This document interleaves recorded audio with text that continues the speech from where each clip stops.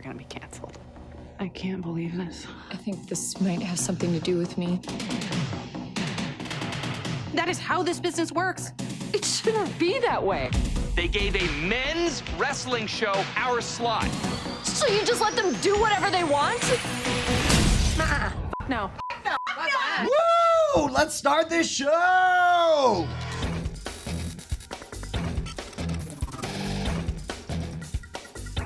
Gorgeous lady. Welcome to Cordkillers, our mission to report the intel from the front lines of the cord-cutting revolution so you, my friends, have the information you need to be able to watch what you want, when you want, where you want, on whatever damn device you choose. I'm Tom Merritt. Hey man, I'm Brian Brushwood, and more importantly, those were the gorgeous ladies of wrestling coming back with season 2 with their potty mouths. So apparently it's fine. The robot dispensing cocaine, fine. They drop an F-bomb and you're like, uh-oh. Yeah, that's a problem. Okay, all right. Yeah, because it's an audio show. Misogyny, everything about the 80s, that's all fine. Oh, Okay, I mean, great. yeah, no, not condoning the 80s for anything, except, well, I wasn't born in the 80s. No, I'm not condoning the 80s for right anything. on. Yeah, not No. your responsibility. No more 80s. Hey man, we're in the same place at the same time in the same studio. That's pretty wild. It's weird. We're standing next to each other, which we've never done. Yeah, so normally in this space, we've always configured 2 different computers, 2 different directions, and then we had to mirror one of us. But since you relayed all of this out, we get to be like news anchors. Yeah. You want to run down the sports scores? Well, let's take a look at what the local Bulldogs did this week against the Highland Comets. All right. No. The primary target. Yes, Yeah, exactly. you had a great set. That was a perfect setup. How did you miss that? Well, what's funnier than a dog riding a bicycle? HBO has ordered a pilot of a Game of Thrones spin-off from writer, producer, showrunner Jane Goldman. If you're like, wait, Jane Goldman, that sounds familiar. Wrote scripts or co-wrote for Stardust, Kick-Ass, X-Men First Class, X-Men Days of Future Past, The Woman in Black, Kingsman, Kingsman: The Golden Circle. Fair to say Jane Goldman has done some work. Knows what she's doing. Yeah, knows what she's about. And she is the first of the HBO pilots to get greenlit. Remember, they threw a bunch of spaghetti against the wall and said, whatever sticks, we'll go with. And hers is the first spaghetti to stick. Dude, that's great. And so to be clear, this is not Dunkin' Egg. This is not No. the Hedge Knight or any of the established properties that he's written in that universe. This is set in the... I'm glad, that's right, Brian. It is totally like TV news. It is set in the Age of Heroes that began with the pact signed between the Children of the Forest. If you remember, if you watch Game of Thrones, those are the short people that Bran runs into. They are the original inhabitants of the continent of Westeros. So the Children of the Forest and the invading First Men, and the First Men being like Starks and stuff. So this is well before Westeros. We're talking like no Church of the Seven, no any of the Targaryens, nothing. Right. I think I love this idea, and I think that most importantly, HBO has shown by being the money people who make the decisions to hire the right talented people, they've been extraordinary stewards of this property, and I think I'm very, very excited. They have so much trust in my book. Game of Thrones was the first property I've ever experienced. I'll take that back. Lord of the Rings, then Game of Thrones. Yeah. Only 2 properties that I could make a credible argument for the movie being better than the book. Now, we're not going to go from the signing of the pact, it sounds like. The log line describes it going from the world's descent from the Golden Age of Heroes into its darkest hour. So the end of the Age of Heroes is when we get the White Walkers. So we're going to be headed towards the appearance of the White Walkers. Or creation, even. I don't want to draw uncomfortable parallels, but this sounds structurally very similar to the prequels. This sounds because we know where we're going. There was an old republic, and everything was great and beautiful and refined and elegant, a golden age, and then there was a descent into awfulness. Well, I think the problem with prequels can be setting it too far into the good stuff. You really got to start with the descent. And if I were to make bets, what would work here? I have no idea what Jane Goldman's going to do. What would work here would be, let's start it with the falling apart of the pact. Yeah. Like so how many years and back, the creation of the White Walkers, because what's not suspenseful is, and in the end, it was the White Walkers, because everybody who's seen Game of Thrones knows they exist. Right. So it's got to start with like, White Walkers have just been created. Why? Right. And then like how is this going to pull people apart? Who's going to side with whom? You have to get people invested in characters right away and not have the premise based on something you already know is going to happen. That's a smart thing, is as fast as you can, eliminate the itch for the lingering questions that you know are going to show up. And we even saw that Solo came out, and I enjoyed Solo, but there definitely was this like, when's Lando showing up? When we going to see Chewbacca? When's he win the Millennium Falcon? Exactly, right? But the faster you can get past all of that, you open up that beautiful moment. And we've talked about this on the show before. There's nothing I adore more than when I hit a moment in a movie that I now know nothing from the trailers, and I'm genuinely like, well, I suppose anything can happen starting now. Yeah. George R.R. Martin helped brainstorm ideas, and he'll get a producer credit and a story by credit because the whole world is his story, but he will not be active in the series if you're worried about him spending time on the series, which is it's so weird. Like, the TV series is so good and so satisfying that I was one of the loudest, like, stop blogging about NFL. Stop talking about your pub crawls. Just write the books while you're still alive. Don't do anything but stay home, chained to your desk, and write the. No, all of that is gone now. All of that is. I'm just happy that the movies or the television show exists. And you know what? Tom, I'd hate to say it. There's a chance I might not run out and buy the new books the moment they come out. Interesting. I will, for sure, go, and because I want to compare, but I definitely feel that lack of urgency. I mean, I will get around to it. Let me be clear. Yeah. I'll get around to it. But, for example, right now I'm in the middle of rereading the Gentleman Bastard series. Right. And if that George R.R. Martin next book happened, I was like, I'll get to that. Just give me a month to get through this other stuff. Well, this series isn't necessarily going to happen yet. They have to shoot a pilot next year. If it gets a series order, then it would likely air in 2020 or 2021. So it's going to be a while before we even see this. There are still other pilot pitches in the Game of Thrones universe being considered. Max Borenstein of Kong Skull Island has one. Brian Helgeland of Legend has one. Carly Ray, who works on Westworld, has one. And Brian Cogman, who works on Game of Thrones, has one. We don't know the details of what those are, but those are still out there. Keep in mind, though, HBO's Casey Bloys previously told The Hollywood Reporter, quote, "My sense right now is we would be very lucky if one of these rises to the level that we have set. Now, theoretically, what if they're all great? That's a high-class problem that I'll solve when it comes to that. But knowing what we know about the development process, that's why we wanted to increase our odds. I do not see a scenario where we have more than one." So he's expecting out of these 5 pitches, one to turn into an actual series on HBO. Wait, to be an actual series or to be an actual series as good as... No, to be a series that meets their... nothing else will exist. To say, he's like, we've got a level of expectation of what it has to be to become a series on HBO.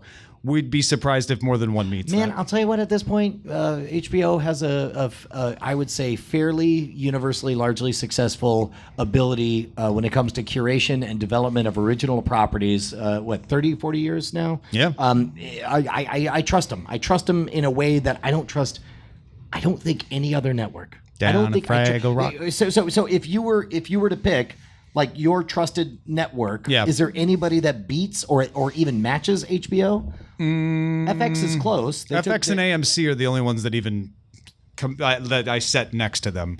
Right. Netflix would if they didn't cast their net so wide. Correct. Because they do HBO level series. Right. But then they also are like, yeah, but we also do crap. And they're like also we've identified there are 75,000 teenagers that would love this. Yeah. I mean, they're honest about it. And so I wouldn't put them back beside that because not every single thing they make is This is a great question to kick out to the audience. Cordkillers@gmail.com. Is there, besides, we'll call the Trinity, HBO, AMC, and FX, and they've all had their bombs. Sure. But in general, and HBO has I too. trust them, right? Yeah. No, absolutely. I'd say HBO still leads out of those 3 for me. How about you? All right. What we also need from you is support. And money. Well, one way to support us is with money. That's the easy way. Look, if you're like, hold on, what do you want to borrow my truck to move? Yes. But you could also just give us $1. Yeah, in fact, just $1 an episode. That's all we ask for. Head on over to patreon.com/Cordkillers. And when you become a Patreon, not only do you get the ineffable quality of feeling smug and superior, you're going to go into the next party feeling taller than everybody else. You're like, oh, are you a patron of the arts? I didn't think so. I sure am. I support Cordkillers, independent creators. They're the next generation. Look into them. Read it up. It's on a little thing called the internet. But you'll also get tangible benefits, including the ability to listen to not only our show and then immediately spoiler in time earlier than everybody else, but the newly created After Talk segment where we talk shop and you get to hang out for another. We promised like 5 to 10 minutes, but they've definitely been like 30-minute conversations that we're doing. I don't want It ranges. Yeah, just like real friends. Exactly. We're going to hang out longer, better. We're going to be closer, and we're going to love you more. That's the real benefit. That's true. And all you have to do is go to patreon.com/Cordkillers if you haven't already. Thanks to everybody who has. You guys keep us running so that we can tell you how to watch. And some of that Patreon money will be going to a Fire TV Cube so I can try it out. The Fire TV Cube supports Amazon's Assistant, just like the Fire TV Stick and Fire TV Box, but it acts like a full-featured Echo device. So the other Fire TV Sticks support voice recognition. Right. This one has the 8 microphones built in with the far field array, supports for all the skills in the Amazon Echo skill store, so you can have flash briefings and everything. The only thing it can't do that an Amazon Echo can do would be the voice messages and the calling. If for some reason doesn't have that, and Amazon hasn't even ruled it out like completely from ever happening, but they didn't add that. Everything else you can do with an Echo, you can do with this, and it's $120. It was on sale briefly for Prime users for $90 last week, but now it's going to ship on June 21st for $120. I'm really surprised that they would withhold that capability, and I'd be really interested to know why. Maybe it's because if I'm being imaginative, I would imagine that there would be like a legal problem with putting an Amazon Echo device, a device that was capable of making phone calls, next to, on purpose, a device that you do not have control of that can speak words that will trigger an Alexa device. Maybe. For example. Yeah. I don't even know if it's a legal thing, just a that's a bad idea thing. Right. Well, right. Like, for example, like what if some kids are watching TV, you're not there, and a commercial runs, and then it speaks the A word, and then says call 1-900. Yeah, right. Blah blah blah blah blah, and then like. That's because there's no technological reason. It's not like that's a difficult service to enable. Although there might be, I don't know, there might be some technological reasons. I don't want to rule that out. There may be less power under the hood, and there's some part of the chip dedicated to routing calls that they didn't want to include. I don't know. I think it's probably more to do with use case situations like you're talking about, where they're like, you know what, we don't want to support that in a situation where there's other things that can happen. The Amazon Echo goes in places where phones go. The Fire TV Box is not meant to go there. So speaking of Fire Echo TV devices, Cube, this rather, is I a should case. say. Think about how differently this exact same opportunity and exact same situation is approached by Google versus Amazon. So what Google did is they said, look, all people want is the thing on the big screen. So let's just make the smallest device we can and give people the ability, everybody has a phone. Let's just give them the ability to whatever it is they're watching, put it on the big screen or whatever. You would think that, okay, smaller's better. Cheaper's better. We were excited about individual, Fire Sticks and all Right. that stuff. But instead, this is a weird case that going bigger, I think, will actually make it better because of the full functionality of it being an Echo device. It'll do some of the things that the Amazon Echo Show, which is the one with the screen, will do, but on your television. Oh, yeah. Oh, So great, it'll great. play videos and show the weather and stuff like that. I have an Echo Dot Mm-hmm. Spot, the one with the circle thing. Yeah. And it's like, I tried just for grins, like, play this movie that I have. I told my Spot to play Logan, and it looked very weird with letterbox black bars on the top and bottom and rounded on the edges because it was playing in a circle. So I'm going to imagine that that's going to be a lot more useful if you can do that on the big screen. But this is a case where by making it another version of the Echo, full of functional echo. It's a bummer about the phone calls thing, but that's okay. I think it enters a different category, a fundamentally different category than anything else that I've experienced. I don't even think of it as a video streaming device. I don't think of it as anything except for like, that's convenient because I just can call out the things I want to see on there. Yeah, and then that's the other side of it, which is why maybe the messaging and voice calls is just more trouble than it's worth. People may not care about it. That may be their research is like, this is barely popular on the Echo. Let's just not bother, because what we want to push is this is controlling your TV with your voice. So the Cube supports something called CEC over HDMI, which is kind of a nightmare if you have an older TV to figure out if it works, because it's implemented in different ways and you have to have the right HDMI cable. But if it does, that means you can say, hey, Fire TV Cube, turn on the television, and it will. And from there, you can tell it to do pretty much anything. Like, I want to watch Handmaid's Tale on Hulu, and it'll launch Hulu on the Cube, and it'll go to the Handmaid's Tale for you. They're even including a multi-directional IR blaster in case you don't have the CEC in your HDMI, so you can have it turn on the TV through infrared. That also helps it work with cable TV boxes so that you can say, tune it to channel 183 for AMC, and it will actually control your cable TV box if you still have cable TV. I'm going to bet, if not out of the box, then very, very shortly, it will eliminate one of those steps. You will not have to say, turn on my TV. You will just say, hey, I want to watch Westworld, and it will know whether or not the television is off or on. I mean, it might do that. It might do that right now. Correct. Yeah. So and then just make it all happen. I'll tell you what. Amazon is making a really interesting play with the different versions of the same device, because they've very clearly positioned the Dot belongs next to your computer in the office. The Spot very clearly belongs in the bedroom as an alarm clock. The main Echo clearly belongs in the kitchen where anybody can shout at it. And this is the version of it that goes in your living room by your television. Yeah. It's a really smart strategy. I think they're crushing it with all this. In fact, I'm pretty sure it does what you're talking about, because in a demo, Amazon had it say, Alexa, I'm home. Turned on the home theater, turned the lights down in your room. Got the whole place ready for you. You can set up these profiles. So the only thing is, I assume for these profiles, you have to be the one to sort of set up your own program. I think very quickly we're going to get to an interview stage where it's just like, hey, is now a good time? I just need 7 minutes. The Amazon Echo Home does that. Wait, really? Yeah. They're like, how bright do you like it? It just scans your. I mean, not quite as intense as you're talking about, but it scans your home network. It's like, hey, I found the LifeX bulb. Do you want me to call this one living room? And then you're like, yep. And then done. Yeah. And then from then on, you're like, turn on the living room lights, and it turns it on. Well, and plus also, I love the idea that they'll know how long the interview will take, and they'll say, is now a good time? And then you're like, no. You're like, would tomorrow be okay? Or I don't know. They can figure out, like, now that we have behavioral sciences that allow us to figure out exactly how annoyed we can get before we just throw our hands up and refuse to do a task, I guarantee you they're going to look at those research papers and use that as a basis for how they handle all that stuff. So one thing it can do, you can say like, hey, I want to watch ESPN, and it'll say PlayStation View or Hulu Live. Right. And you'll be like, oh, PlayStation View, that's the one I subscribe. Well, and they can even say, down the road, like, hey, it's been the 4th time you've asked for this, and you've always said PlayStation View. Do you want me to stop asking? Like, this is.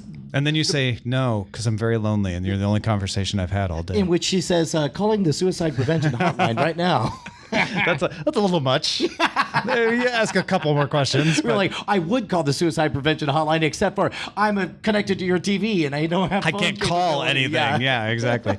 All right, let's talk about what to watch in Under Surveillance. Not like real estate. It's all about location.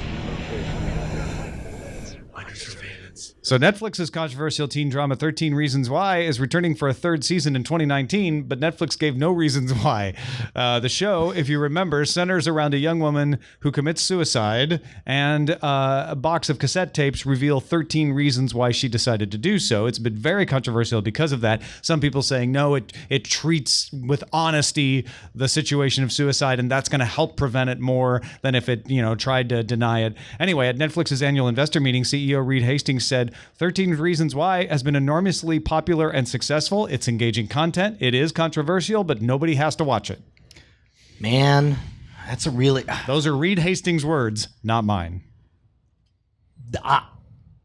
I just short-circuited because I can't figure out. I had not considered the moral obligations of the artist. Is it a moral obligation of the artist? And let's be generous and call Netflix, as a funder of the arts. Sure. Granted, they're going to make a profit on it. A but patron. Theoretically, museums, are profitable entities and so on. But they have a artistic decision to fund or not fund different types of content. And we're talking about human lives here. And that really does weigh differently. I hadn't even really considered this. Do you have like a gut check instinct on this? I lean towards okay. We usually as humans overreact to causality, right? 13 Reasons Why, because it shows a suicide, doesn't prove that it's going to cause one. Sure. Right. Yeah, and in fact, that's why the argument is to some people like, no, the way they're handling it actually shows, it doesn't glamorize it. It shows the real reason. Other people are like, I don't know. I think it glamorizes it. And that becomes a subjective thing at the point where you can't make a call and say, yes, it's absolutely glamorizing it, therefore it's absolutely bad. I back out and like, I don't have enough information to say you shouldn't do it. And I think, okay, so I think I do have a take now that you said that, because what I am in favor of natural experiments that can lead us to a place that betters humanity. So as a result, there are oftentimes some counterintuitive artifacts that occur. For example, the rise of violent video games in the 90s largely corresponded to a wiping out of all children. No, to a decrease in violent crime. and I'm sure there are plenty of depending on which area, what situation, and or whatever. Correlated, right? You use the word correlated. Correct. People. Correlated, not caused. And so now, I for one am thankful that we have this natural data set as a result of this natural experiment. And it is theorized by some that by getting the fantasy out, and so on. Yeah. Same thing with the rise of pornography and I want to say that there's fewer rapes. I don't know. That's a shifting thing. But what if by having this show down the road, and we won't know now, we won't know 5 years from now, but 20 years from now, they might be able to look and say this deep dive exploration in an artistic format about the phenomenon of suicide has, now in the year 2035, we can declare has saved 70,000 lives of people who otherwise might have killed themselves, that we estimate would have, that is the correlated drop or whatever. But I guess the point is we don't know. So I think I'm happy to support anything that increases the data set that we have to work with. Also, when we think about these things, we sometimes automatically assume a laboratory setting, right? Like Netflix shows 13 Reasons Why and all teenagers watch it. And that's it. Right. And it's that's not what happens. They don't watch it all the way through. They don't pay attention close. There are other shows and movies on Netflix about suicide. Correct. And so it is in the context of like, okay, I saw 13 Reasons Why maybe I'll watch this other movie. Maybe, and there are other things on Netflix that they may go, you know what? That made me want to watch this really silly, happy cartoon over here. What if, now this is a weird, creepy thing, and this will be a good outcome for it, and it's totally hypothetical, but what if, we talk about the Netflix algorithm and how good it is. What if Netflix notices you watch 13 Reasons Why, and working with law enforcement and suicide prevention, they're able to figure out, okay, people watch this, and then they watch this, and then they watch this. There is this seems to be the catcher in the rye that unusually, that would be interesting if they did that, correlates with it, and we can do something for these people because we have their phone number, and we can do something to help them and help save lives. And we're starting to go down a road that's well beyond the scope of the expertise of this show and its host. But correct. My guess is if you talk to someone in suicide prevention, it's usually not a TV show that caused someone to commit suicide. Correct. Usually they are, for example, the Columbine kids played Doom and that kind of stuff. It's usually like much more intense, emotional, physical, situational reasons. And watching a TV show or not is just a thing that's going to happen along the way. And Yes. taking away the TV show won't prevent it. That's the other side. Is taking away this show going to prevent suicides?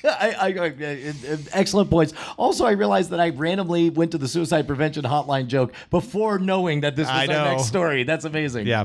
Netflix has obtained the rights to the film Dolomite Is My Name, which is in production. It's a biopic about singer and actor Rudy Ray Moore, produced by and starring Eddie Murphy. Production is scheduled to begin on June 12th, so it's not actually in production. It'll be in production tomorrow. But Dolomite was Rudy Ray Moore's alter ego, and there were blaxploitation films that are cult hits around the character Dolomite. So this is a biopic about him and making those movies. This is one of those weird things where I know the name and I never saw any of the content or material. The way I still am with stuff like Superfly or Shaft up until I saw Shaft. And what I love is it's Eddie Murphy, which is a huge talent, coming to Netflix to do something really interesting. I think Not just coming to Netflix, end of story. both HBO and Netflix made that really, really smart call. Same with FX as well, that they're like artists like things, they like money, but they also like other things. For example, freedom is a currency. Yeah. For example, a platform is a currency, that kind of stuff. Barry Jenkins is going to direct 11 episodes of a series based on the alternate history book, The Underground Railroad, for Amazon. It's a story about a young slave girl named Cora and her daring escape from a cotton plantation in Georgia through an underground railroad. Now, part of the history of this is that there are actual railroads underground Oh, as got part it. of this. I was about to say, Yeah. that sounds like Right. actual history, not alternate history. It's expected to premiere sometime in 2019. Oh, man, fantastic. I'm really looking forward to this one. And Dolly Parton's going to produce and star in an 8-episode anthology series for Netflix based around her songs. She'll also serve as singer and songwriter for extra songs as part of the series. Can I tell you what a remarkable experience it was to be in the is it the Smoky Mountains of Tennessee, where we went to Gatlinburg. Dollywood and all that. Man, oh man, does that part of the world deservedly just adore everything about Dolly Parton? Yeah. And I spent Christmas there once. Oh, right on. Not in Dollywood, but in Gatlinburg. Oh, yeah. I was in the same area. Amazon signed a deal to get first look at any new TV series developed by Jordan Peele's Monkey Paw Productions. Amazon already has ordered a drama called The Hunt and a documentary series about Lorena Bobbitt from Monkey Paw. But now everything Monkey Paw develops, they'll have to show to Amazon first. Not have to. It's the thing they want to do. They'll show it to Amazon, and Amazon will get to say yes or no, and then they get to shop it around from there. They have a similar deal with Universal for films coming out of Monkey Paw. Smart move on Amazon's part, and my guess is an affordable move because the farther out, the less real a thing gets, the cheaper the cost to, say, First Dibs gets, right? Yeah, I don't know how these deals work with First Look because nobody would sign them if they're like, well, we'll make a lot less money doing this. So there must be some balancing factor to that. Yeah. Yeah, but Like maybe there's a guaranteed minimum or something. yeah, no. You're right. So it's like buying an option in the stock market. Yeah, where it's just yeah. like we'll get it, and we'll get it at a more affordable price than we otherwise would get. Amazon struck a deal to exclusively live stream 20 Premier League football games with 10 matches over one bank holiday and another 10 during one midweek fixture program for 3 seasons starting in 2019. We won't go into all of it, but a listener of Daily Tech News Show was nice enough to explain they sell Premier League in packages. So the bank holiday games are a package and the midweek games are a package. And so Amazon's getting some of these packages. Terms of the deal weren't disclosed, but Amazon said the matches would be available to UK Prime Video members at no extra cost. So they're just going to put it as part of the Prime Video subscription. So these are the early days here, but their end play has to be that they are a go-to destination to watch this kind of content. And it's really weird to watch the mushy middle early days because nobody thinks sports and they're like, well, let me just turn on the old Amazon.com, you know? I'll tell you, the one scenario that may or may not be the way this ends up working that has really worked well for me is ESPN Plus, that silly $3 a month add-on. I did it to test it out. And on Apple TV, you can say, tell me when my favorite teams are playing. And it will give you a little pop-up, even if you're watching something else that says, hey, Cardinals are about to start. Over here. Or Cardinals are in a real tight game right at the end if you want to switch over. And so we went to the Apple TV the other day to watch something. We saw on the TV strip at the top that the NBA final was happening. So I turned it on, and without realizing, the NBA finals broadcast on ABC, but ESPN Plus had the ability to digitally stream it. Okay, ABC might not be the best example because they're owned by the same stuff. Do they No, give but you a it's- heads up when it's a competing network? But it's a broadcast thing, right? That used to be like, well, if it's on broadcast, Right, there's broadcast It doesn't and matter digital, if it's the sure, same sure. company, But- right? So this is not something that's on ESPN, or what I would not think that I would be able to normally get ABC stuff in the ESPN app, but I could get it on ESPN Plus, and it alerted me to it. The biggest part of what I'm saying is that it alerted me to it here, and I probably would have forgot it was on because I'm not a big NBA fan. I watched the beginning of the game, and I was like, okay, now let's watch something else. So we watched a movie, and then right at the end of the movie, we got the thing flash up and say, hey, that game is almost over. Do you want to watch the end? And so we watched the end of the final. That's great. That is a great step. I would love to know whether or not they did the truly unexpected thing of, or if they decide to in the future do the truly unexpected thing of letting you know about a sports event that is happening on a network that they do not own, that they do not control, that they do not. Apple would. Right, correct. 'cause So, they don't have a dog in the whole fight. reason I brought the point up was not about ESPN, but like I subscribed to a thing and it told me that that thing was happening. So if I said, hey, one of these Premier League teams, Newcastle is my favorite team and Newcastle is playing on Amazon Prime Video, it would have been like, hey, you want to launch Prime Video? Right. If Prime Video was part of the Apple system, that's where it starts to break down. Got it. But, yeah. Got it. So, in other words, just as the DVR sort of freed us from even knowing when our favorite show came out on what day of the week or what time or whatever, this could be the kind of thing where it doesn't matter where stuff is happening. It's all in the ecosystem, and you'll go to a counterintuitive place like Amazon because it's going to say, heads up, we got to deal with this. And where this system doesn't work is, actually, Prime Video is part of the Apple TV system, but Netflix isn't. Got it. All right, let's talk about what we're watching. Brian, what are you watching? My own live night attack shows. That's not narcissistic. In San Diego and Los Angeles. It's been a busy weekend.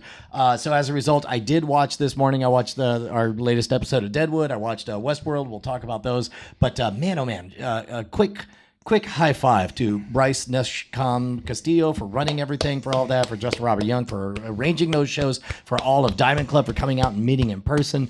Both of them, one of them completely sold out, the other one 90% sold out. Just a total blast. What a great time. Yeah, no, absolutely. I didn't get to go to the San Diego one, but I went to the LA one last night. And thank you to everybody who came up and said hello. You guys are the best, and we love every single one of you. I watched that because I was there. Yep. But I also watched The Expanse. You're behind on The Expanse? I think I'm like 4 or 5 episodes behind. Is this the end of this season? No, it's getting close to the end. Okay, I will do my red letter best to get all the way caught up. Watching this has made me realize something about these novels, which I guess I kind of knew, but I hadn't thought about it much. This is the part of the story that they're covering on TV where I fell in love with this crew in the book. Oh, this that's is wonderful. where, like, I'm watching every episode these past 3 weeks, like smiling, like, oh, right, this is, and then that, and then she does that. Are they realizing it as good as it was? And you like, remember it? And like suddenly the universe is blooming and like, this is what this story is about.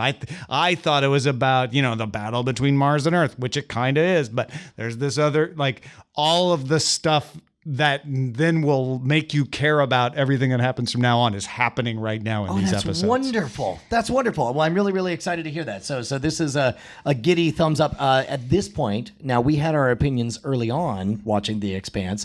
Would you say better or less than Battlestar Galactica at this point, as far as greatest sci-fi? I mean, I'm caught up in the moment right now. I would say better. Yeah. We'll see after the season ends and I've had a little time to calm down, if I still feel that way. But to me, it feels better because it's just the story is going to keep getting better. You're going to keep being invested in these characters even more. And the adventures that they're probably going to go on, if they follow the book, are going to be so interesting and so tied into everything that happens now. Whereas in Battlestar, the best stuff is the first season. Oh, yeah, of course. And then from then, it's like kind of a slow glide it's it's highs still and pretty lows. good. It's still pretty There's good. good arcs and that's less the good end. arcs. Yeah. Yeah, right on. All right, Bryce, what do we be on the lookout for? Hey, we got a letter from Paul. Paul writes, "Hello, killers. Paul from Dayton here. Just wanted to recommend a series I came across recently on Amazon Prime called Comrade Detective. The series is billed as a lost show from 1980s Romania, recently discovered by Channing Tatum and dubbed for Western audiences. The voices for the dubbing are provided by a fairly star-studded cast, including Joseph Gordon-Levitt, Nick Offerman, Jenny Slate, Chloe Sevigny, Rutger Hauer, and Channing Tatum himself. The show itself is a fairly straightforward buddy cop adventure in which two Romanian police detectives are investigating the murder of their senior officer's partner and in the process stumble into a vast international conspiracy. For those who pay attention at the very beginning of the series, there are secrets even as early as that. The show never actually really existed. The show was written in English and then translated to Romanian and then filmed with Romanian stars in Romanian and then dubbed over. Oh my gosh. What a brilliant way to make it very, very cost effective. That's brilliant. It's a parody of Russian American propaganda, like Red Dawn, but it's the opposite. So everyone here is a communist, and they all watch chess on TV. And I only got to watch about a half of the first episode, but this is a fun little thing, and it's only like 6 episodes, so I think it's worth checking out at least the concept. That's Comrade Detective on Amazon Prime. That's awesome. So the joke doesn't wear out its welcome, I would assume, with only 6 episodes. Yeah, I would think so. It actually starts off a little more subtle than you would expect, but there's a good premise here, and yeah, I don't think it will overstay its welcome with 6. Excellent. Oh, I forgot to mention the movie that I was watching in between the NBA final was The Post. Tom Hanks and Meryl Streep. Did you like about it? the Pentagon Papers. Loved it. I'm a big fan of that Nixon era stuff anyway. And did you enjoy it more for the movie storytelling or for the age that it took place? I definitely loved it for the age, but I liked the way they told this story. It's very easy for these kinds of stories to give Tom Hanks a preachy moment as Ben Bradley about the freedom of the press. They verged on that a couple of times, but they actually really focused on Katharine Graham and her inexperience and her trepidation and the fact that she really thought, well, I could go to jail for doing this. Wow. But and all of the investors, all of the white men investors saying, no, Katharine, really, you don't want to do this. Like, it's just a really bad idea. There's no winning here. And Ben Bradley, the only voice in her ear, saying the opposite. And she does it. Wow. And she wins and in the Supreme Court. And press freedom in the United States was not the same afterwards. And it all turned out great after that. Exactly. There's never been any more problems since then. They did it. I can't tell if I think it's cute or stupid, but they ended with kind of almost a post-credit scene. It's in the movie. It's not post-credits, but it's almost like the Nixon expanded universe because they end with a security guard at the Watergate Hotel finding an open door. Oh, that's funny. Yeah. But it is the Washington Post that breaks that story too. So Sure. And I guess the implication is if they hadn't fought for the Pentagon Papers' right to publish, they may not have ever broke the Watergate story. Sure. Yeah. All right. Also, shout out to Terrace House, which we've been watching a lot. Eileen's been watching a lot of that, and Bryce has been a big proponent of that on this show, and it's really fun to watch, I have to say. Got something we should be on the lookout for? Email us cordkillers@gmail.com. Hey, Tom, we support ourselves a number of different ways. We do. Congratulations. I got this email today that I guess your Inkshares book is going to happen. It's going to happen. There's going to be an Audible version of it. And in fact, I sent the manuscript in today. Congratulations! That doesn't mean you'll get the book before next year because it takes a long time for these things to work through. But yeah, no, it's definitely going to happen. And big thanks to everybody who pre-ordered Trigger on tomsnewbook.com. And huge thanks to people who are still ordering it even after it funded. You guys are the best. So I got a question. The way Inkshares does their thing, maybe this will turn out to be an ad for Inkshares. But obviously they get you in the door with Audible and you get legit publishing and all of that stuff. It's going to show up in bookstores. Do they also provide like an editor? Yeah. No, it's great. So all the benefits of it's real... exactly like Simon & Schuster or Random House from this point on. The only difference is they pick things to publish based on, did we get 750 pre-orders? Yeah. then we publish it. But yeah, they'll, and I know this from going through it with Pilot X, they'll assign a professional editor who will work with me on the content. They'll assign a line editor to like catch copy mistakes and spelling errors. They'll create a promotional marketing plan. They'll book appearances on radio and podcasts and the whole 9 yards. Yeah. That is fantastic. I'm so excited. On a separate thing, I actually want to promote something I don't do, which is something I don't own, which is all of the podcasts that I've been appearing on lately. Yeah. I Nice. showed up on the Rooster Teeth podcast. Awesome. Got to hang out with Bernie, and when I showed up, they were like, "Yeah, there's going to be another guest on. He's an author. He wrote some movies. His name's C. Robert Cargill. He wrote Doctor Strange." I was like, "You got to be kidding me!" You're like the C. Robert Cargill of Chips, bitch. It's great, dude. It's a great podcast. That's Take a listen to that. fantastic. And just last night I recorded on the Small Beans Podcast Network. Michael Swaim is a Crack.com alum, and he does a show called One-Upsmanship, all about video games. So look for that when it comes out. Excellent. All right, let's move on to the front lines. Front lines. DirecTV Now has launched its DVR feature in beta on the Roku. If you're a DirecTV Now fan who's been waiting for the DVR to come to the Roku, it's there on the boxes and the smart TVs.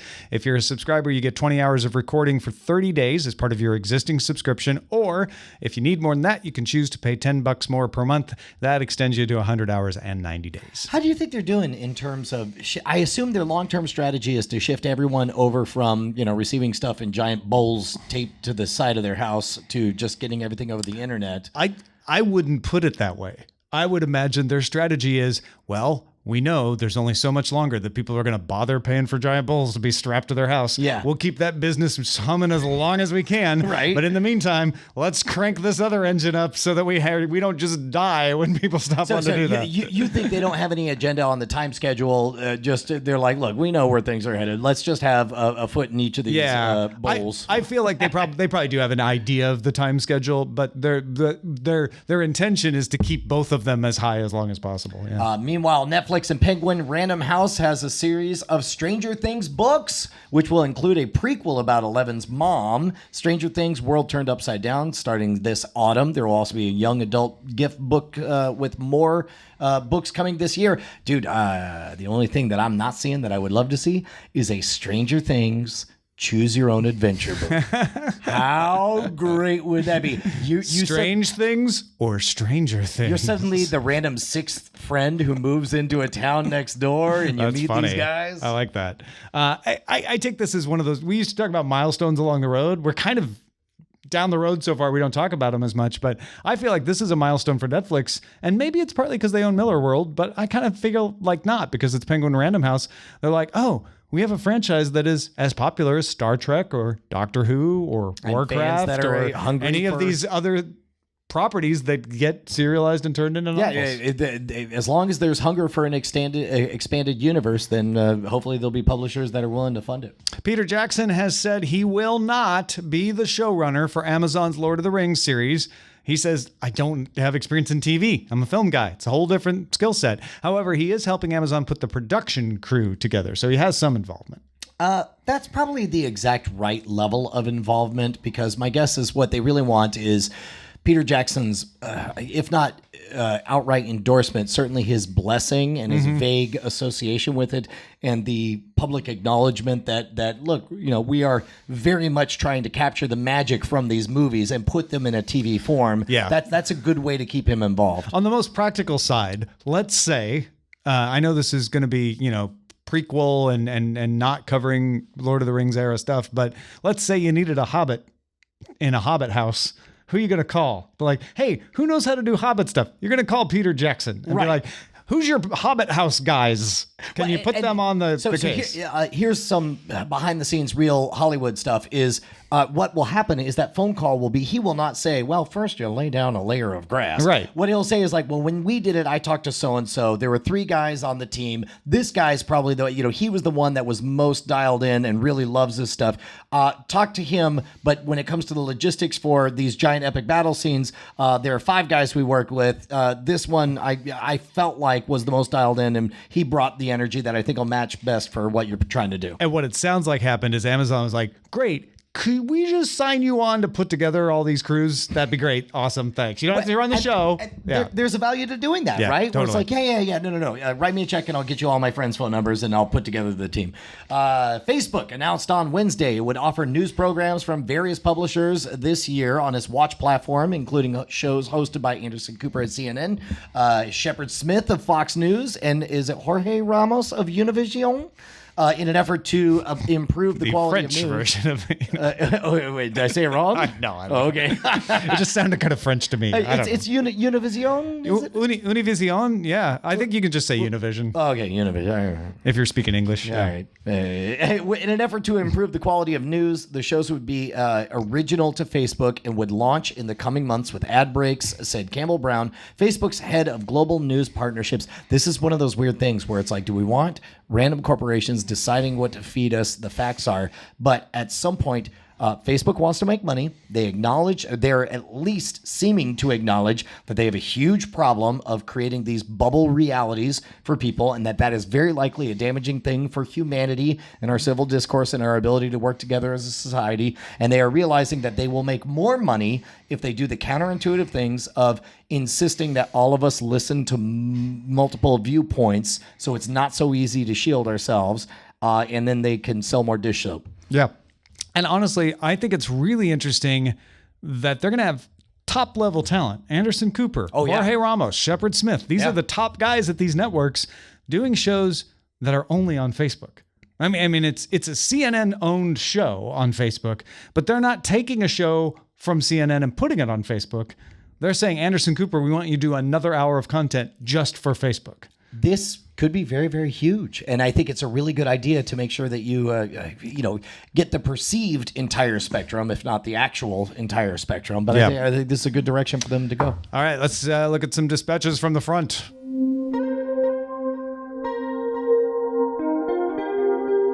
So we got an email, Tom. Yeah. At first, I didn't expect much from this because it just said rental house fail on the subject line. But Matt had trouble watching what he wants, when he wants, on whatever device he pleases. It just rolls off the tongue. He writes, my wife and I had an evening without the kids, so we decided we should watch Fantastic Beasts and where to find them. I checked Vudu, Amazon, Google Play, iTunes. None of them had it to rent. And at this point, I'm thinking like, oh, I know how this story goes. You're going to say you don't want to own things, you want to rent them and so on. And then it says, sure, we could buy it for $15, but on principle, we decided to watch something else we missed recently in the theater. So we tried to find Spider-Man Homecoming, John Wick 2, Get Out. None of them available to rent. And again, I'm thinking like, is this going to be a whole thing about renting? And all of them were available at an outrageous $15 for the digital stream. Some were available to buy on Blu-ray for cheaper. And eventually, after much scrolling and disappointment, I remembered hearing good things about Game Night. We watched it and enjoyed it very much. Now, you might be tempted to say, well, that sucks to be you. But this is my reminder to the film industry that the only reason I don't download movies for free, aka piracy, is because they are easier to rent. The reason I don't torrent a high quality movie in 20 minutes is because they're easy to rent. The reason I remove the torrent client from my computer is because the movies I wanted to watch were available to rent. Dear film industry, if you get greedy with windowing, I'll fight back with free. This is his words, not ours. Don't think that every $6 rental is a lost $15 sale. I rarely buy movies, and when I do, it's on Blu-ray that won't expire and is on sale at Target for $13. Your boss, Matt Bat.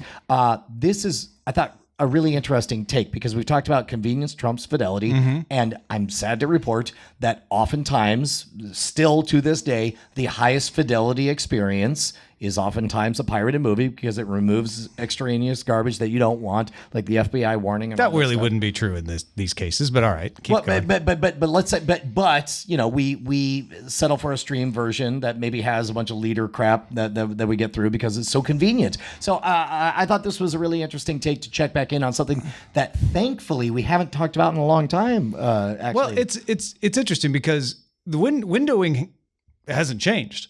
That's what Matt is responding to. Like you also can't rent any of those movies when they were in theaters for the first 90 days. Sure. Right? You might have been able to torrent them. Is that fair? Right? Oh, but no. So that's a window, right? I'm just taking the other side of this, right? And we always had a delay between on sale and rental. Sure. There were agreements with Blockbuster and others like we want a time period where we can sell it only to the people who really want to own it, and really encourage that. And then we'll let rentals happen. And they're mimicking that with that. And to be honest, it's a free market situation where they're like, hey, if you want to be first to get it, if you want to watch it right now, is it worth $15? Or is it worth you saving $11 and paying $4 to wait a couple weeks? Right. Yeah. Fair enough. All right, let's get down to David, who says, hello, Tom, Brian, and anyone else that is there. That would be Bryce. Says, just a heads up, Babylon 5 now available to stream on Amazon Prime Video. Video is in SD quality because of the time, because of the 90s, but still viewable. Yeah, a lot of people were voting for Babylon 5, so I figured that would be a reference or of interest to them. Meanwhile, Jalen Jade writes in, Jeff says, actually, your statements that the charging different prices based on the card that you're paying with is illegal. And I was like, wait, what statements did we make? But then I realized, oh, wait, this is about the Movie Pass thing. It says you must treat all forms of payment as the same kind of payment. MasterCard could go after AMC for this practice. Amex has had to fight the same battle in the past. Okay, so I'm not saying Jeff's wrong about there might be some card agreements that and things that he's absolutely right about. It is not illegal to discriminate on payments. Well, you can say, I don't want to accept this credit card, right? You can say, I want to discriminate on payments. In fact, I couldn't pay my rent in cash in Virginia. So the way he said it is not true. I think what he's saying is MasterCard has a policy, and we've actually talked about this on the show, that says if it's got the MasterCard logo, you have to take it. And there may be an exception in the case we were talking about where it was like, but if there's this system in place, we can deny it, because there are times when they could deny your credit card for various reasons, right? So I'm just saying, not that Jeff's wrong, but it's easy to go like, you can't do that. But if they are doing it and MoviePass isn't suing them, maybe there's something else going on. So, to clarify, I'm going to guess it's not so much an illegal thing. I would say it is a violation of the terms of service. For example, I do believe that when somebody signs up and does a merchant service account to accept credit cards, you are not allowed to just pass on that 3% fee on there. So instead, what I have encountered is you go to a gas station, minimum payment. What they say is we do a discount for cash. It's not an extra fee for or credit they'll card. Say like it has to be a $10 purchase for credit card. Correct. They can do correct, that. Right. I guess what I'm saying is, I've seen this ping pong match in so many of these kinds of emails, and I haven't had time to research this one, but it usually ends up being, no, it doesn't sound like they should be able to do that. But in this case, there was this exception happening, which is why they're doing it. So I just don't know what that exception is. Part of the reason I'm so excited about this is because the very next email was a boots on the ground experience of exactly this situation. Check it out. So Robert writes and says, I wanted to write in with my experience at Pacific Theaters. After trying to complete my transaction on 2 different kiosks with a MoviePass card with unresponsive touchscreens, I went to the counter to buy my ticket. The person behind the counter rung me up, and then I handed him my MoviePass. He informed me that he is not able to complete the sale and I should use the kiosk. I told him the problem and then politely asked him to run the sale, but he insisted it would not go through his point of sale terminal. So I called him out on it and demanded he accept my card to complete the transaction. One MasterCard is as good as any, right? After a little back and forth, he humored me and attempted to run the charge. Just as he warned me, the sale did not go through. I didn't actually see what was on the screen, but I saw him swipe my card. Somehow, the point of sale system at Pacific Theaters can identify MoviePass out of any other MasterCard and deny the sale. There's a lot of different ways to interpret what is happening there. There's the possibility that that number one, everything is presented and it's all true and somehow allowed under MasterCard's, subsection 273. Right. Maybe that terminal isn't compatible with the way the charge has to be sent to work with the MoviePass credit limit. Right. Right. That it might, because there are different rules for Visa cash cards. Sure. Where you can't always use them in every terminal. I tend to think of things through a set of soft skills where officially, whatever Pacific movie theaters, officially they're like, yeah, we accept all forms of payment. But man, a lot can happen unofficially, and a manager could tell a person like, hey man, look, if you see this, this is bad for us. I would go with that until he runs it through the card. Now, granted, there might be some sleight of hand where he didn't really run it through the card. He made it look like he did. But if he ran it through the point of sale terminal and it just didn't work. Well, and then there's the real possibility that it's like against the terms of service with the agreement that Pacific Theaters has with MasterCard. They're like, yes, we know this is a violation of MasterCard. If it ever blows up in our face, we will deal with that down the road. But for now, let's just put some code in there that as soon as it identifies. I don't think it works like that, but. Yeah, you don't think so? No, the point of sale terminals are much more. Yeah, they're pretty simple. Yeah, but I don't know if you were gonna play pure speculation. If you're gonna place a bet, what do you think is happening? I think there is the credit card system is so complex and has so many exceptions.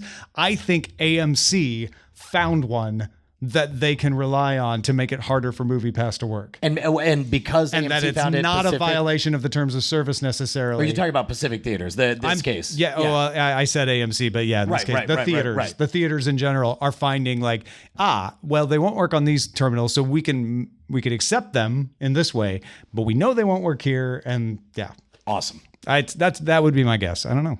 And then Amar Payton said, it seems like Disney no longer has a long-term plan for ESPN3. I tried to watch the NBA Finals through a browser, and while I was able to do so via ESPN3, what I found interesting was that the page ESPN3.com is actually dead now. I used to use it all the time to watch ESPN3 content. I would assume this means ESPN3 won't be around in the long run. No, it's been replaced by ESPN Plus. Yeah, well, and so meanwhile, but the shutting down, like the fact that it doesn't redirect, it doesn't take you to a place, doesn't tell you to sign up for ESPN Plus, the fact that you go to ESPN3.com and it's just like double middle fingers to you is shocking to me. Yeah, that's just bad website. Yeah, you redirect ESPN3.com to ESPN Plus. ESPN, or literally anything. Yeah, I mean, or go to domain.com, use promo code ScamSchool, get 15% off. Yeah, you could do that too. grab that domain. No, I think the domain probably is still owned. They're just not sending it anywhere, which is weird. A waste. Yeah, Why would I you do agree. that? All right. Thank you, everybody, for joining us today on Cordkillers. Brian, it was really nice to have you. Dude, it's good to be in studio, This is pretty cool. man. Yeah. Our website is cordkillers.com. Our email address is cordkillers@gmail.com. We're live on twitch.tv/nightattack and carried on diamondclub.tv through that. Mondays at 7 p.m. Eastern, 4 p.m. Pacific. We'll see you next week to cut your cords. Hey guys, Brian and Tom here, and it's just the same old message at the end of the credits, just like always. That's right, Brian. Nothing new here except your name showing up. Oh my gosh, because I've got a you name. just supported us on Patreon. Yeah, all those $5 donors, look at that. That's your name in pixels. We're gonna make you famous, kid. Put your There's name in some pixels on classic the internet. names in there, but some of you are new. Some of you aren't there. It's sad. What can they do, Brian? I mean, they could go to patreon.com/cordkillers and pledge $5 an episode and be one of these amazing people, like this one. Oh, look at that name right there. Diamond Club hopes you have enjoyed this program.